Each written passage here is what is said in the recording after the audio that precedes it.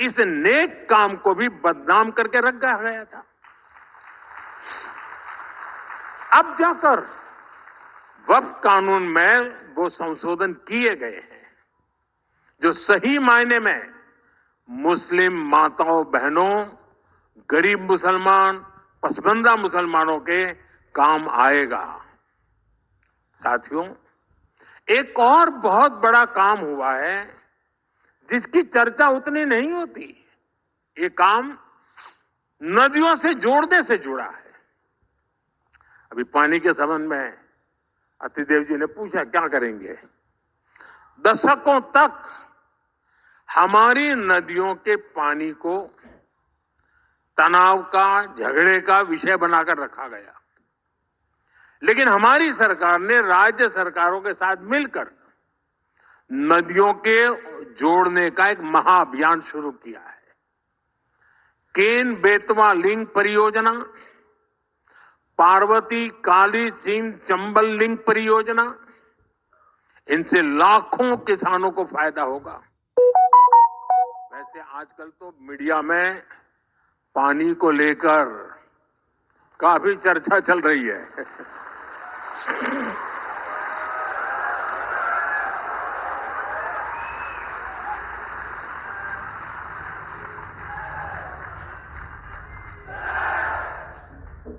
आप बहुत जल्दी समझ जाते हैं।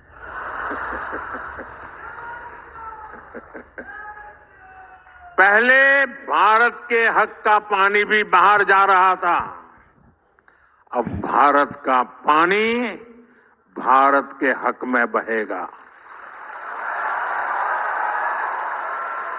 भारत के हक में रुकेगा और भारत के ही काम आएगा। साथियों, अक्सर लोग इस बात को दोहराते हैं कि इतने दशकों बाद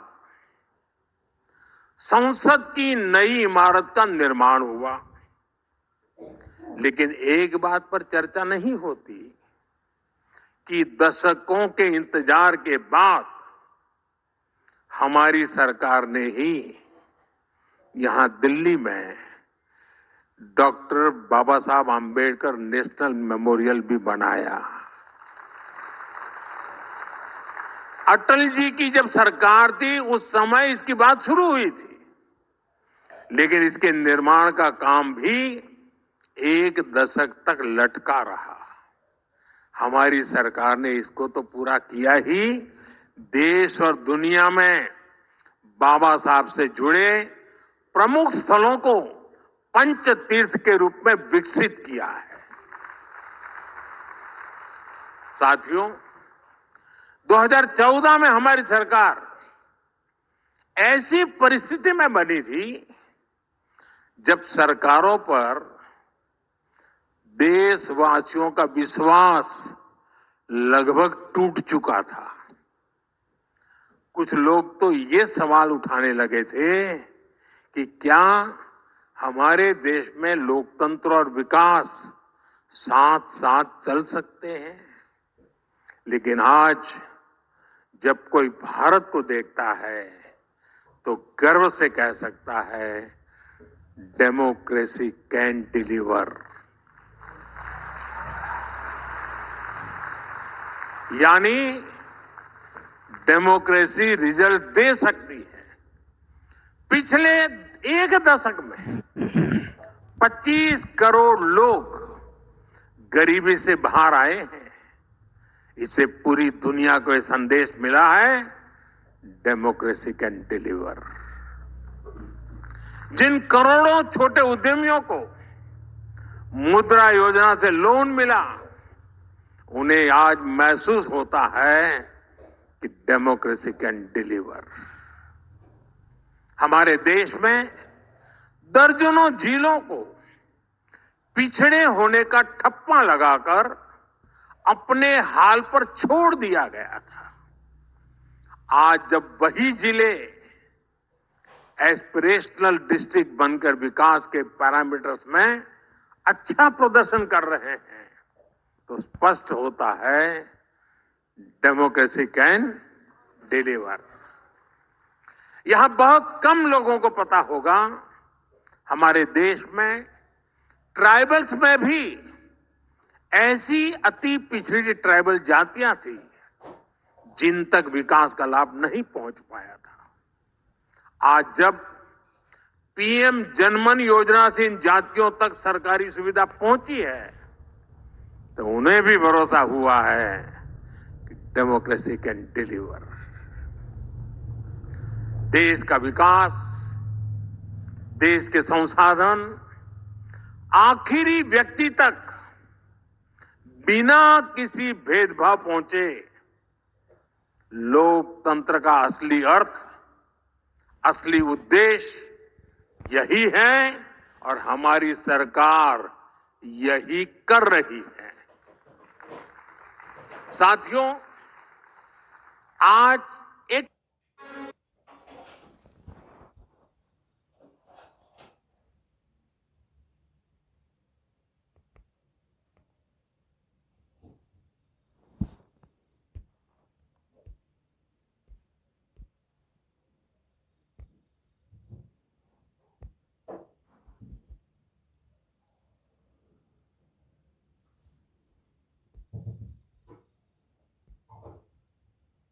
ऐसे भारत का निर्माण हो रहा है जिसके विकास की गति तेज हो,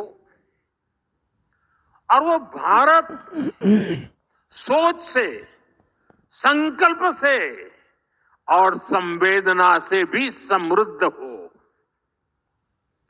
हमने ह्यूमन सेंट्रिक ग्लोबलाइजेशन का वो रास्ता चुना है जहां ग्रोथ सिर्फ बाजार से तय नहीं होगी, लोगों को गरिमा का जीवन मिले, उनके सपने पूरे हो। हमारे लिए ये विकास का बड़ा पैमाना है। हम जीडीपी सेंट्रिक अप्रोच के बजाय जीईपी सेंट्रिक प्रोग्रेस की तरफ बढ़ रहे हैं। और जब मैं जीईपी कहता हूं तो इसका अर्थ है gross empowerment of people, GEP मतलब सबका सशक्तिकरण। जब गरीब को पक्का घर मिलता है तो वो सशक्त होता है, उसका स्वाभिमान बढ़ता है।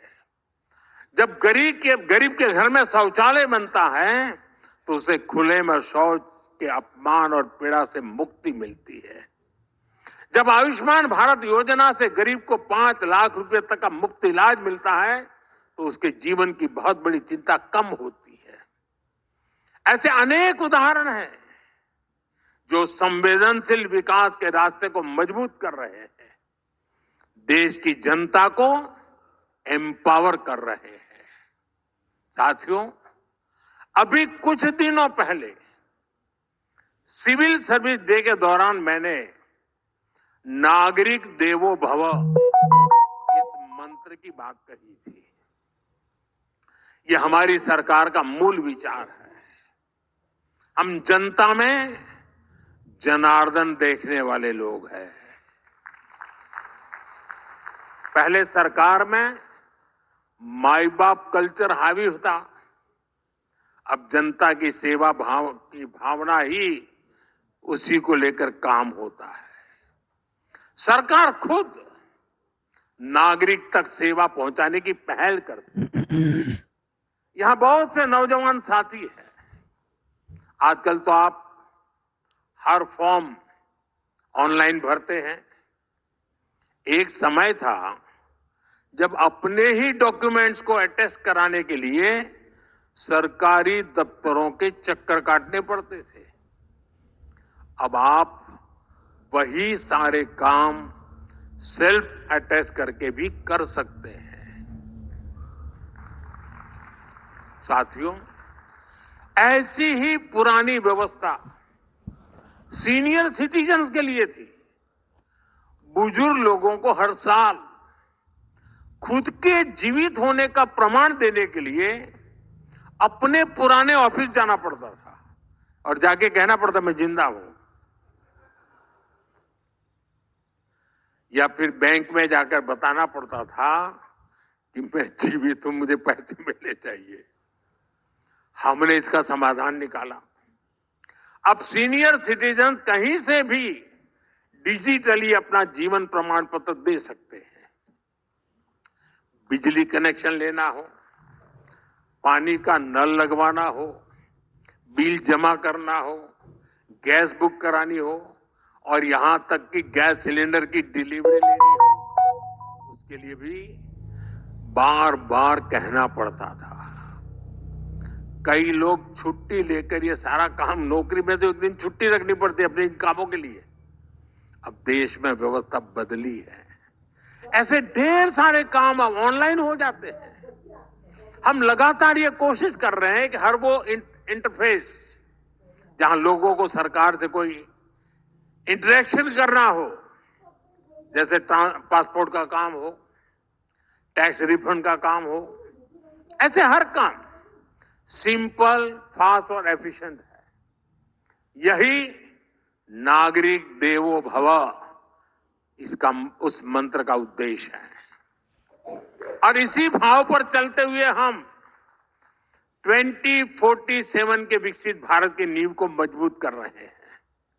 साथियों, भारत आज अपनी परंपरा और प्रगति को एक साथ लेकर चल रहा है। विकास भी, विरासत भी, ये हमारा मंत्र है।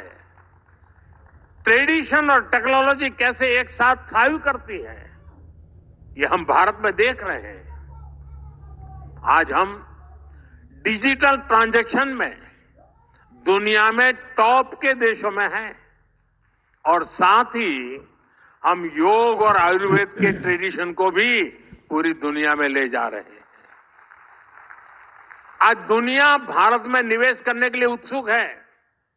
बीते एक दशक में रिकॉर्ड एफडीआई भारत में आया है और साथ ही चोरी की गई कलाकृतियां और दूसरा सामान भी रिकॉर्ड संख्या में भारत आ रहा है।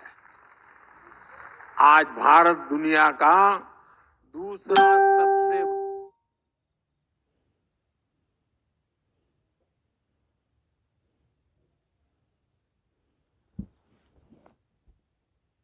बड़ा फोन निर्माता है और साथ ही हम मिलेट भी उतना ही मजबूत होगा।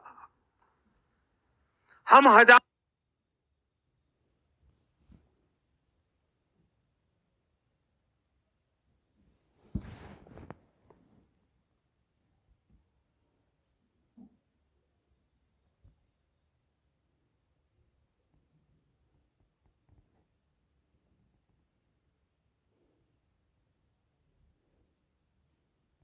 कदम का अपना महत्व है और कई बार कुछ लोगों को इस बात का अंदाजा भी नहीं होता, उसका मल्टीप्लायर इफेक्ट कितना बड़ा होगा, कितना दूरगामी होगा। मैं आपको एक ही सेक्टर का, मीडिया और कंटेंट क्रिएशन का उदाहरण दूंगा। आप याद कीजिए,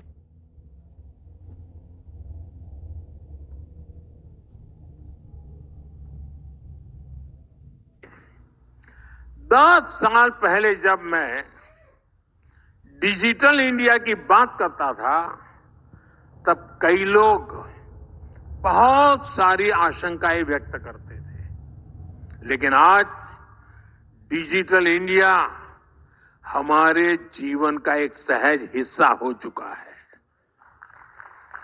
सस्ते डेटा और सस्ते मेड इन इंडिया स्मार्टफोन्स ने एक नई क्रांति को जन्म दिया है। डिजिटल इंडिया से कैसे ईज ऑफ लिविंग बढ़ी है, ये हम सब देख रहे हैं। लेकिन डिजिटल इंडिया ने कैसे कंटेंट और क्रिएटिविटी का एक नया संसार बना दिया है, इसकी चर्चा कम होती है। आज गांव में अच्छा खाना बनाने वाली एक महिला मिलियन सब्सक्राइबर क्लब में है। किसी आदिवासी क्षेत्र का युवा अपनी लोक कला से दुनिया भर के दर्शकों को जोड़ रहा है। कोई स्कूल में पढ़ने वाला नौजवान है जो टेक्नोलॉजी को शानदार तरीके से बता रहा है, समझा रहा है। अभी मुंबई में पहली वेव समिट हुई है। इसमें दुनिया भर के मीडिया, एंटरटेनमेंट और क्रिएटिव इंडस्ट्री से जुड़े हुए लोग शामिल हुए। मुझे भी इसका हिस्सा बनने का मौका मिला था।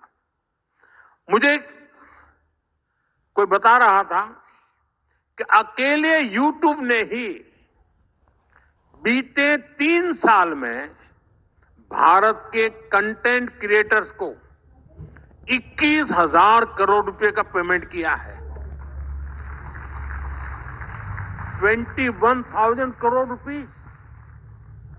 यानी आज हमारा फोन सिर्फ कम्युनिकेशन का ही नहीं, क्रिएटिविटी का, कमाई का भी बहुत बड़ा टूल बन गया है।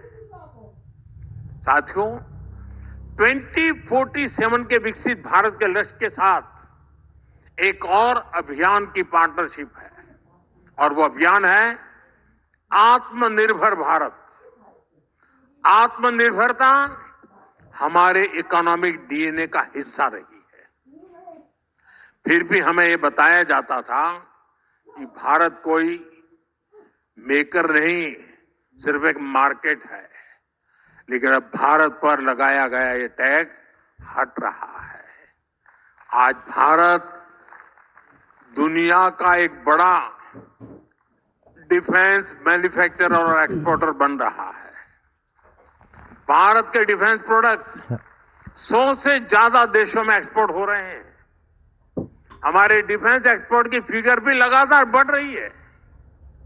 देश के पास आईएनएस विक्रांत, आईएनएस सूरत, आईएनएस नीलगिरी जैसी अनेक स्वदेशी युद्धपोत है।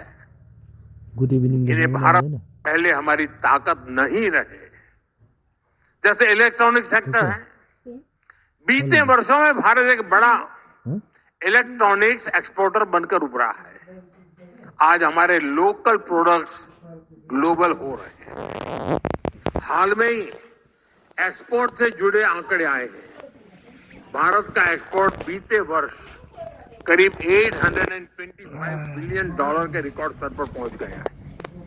800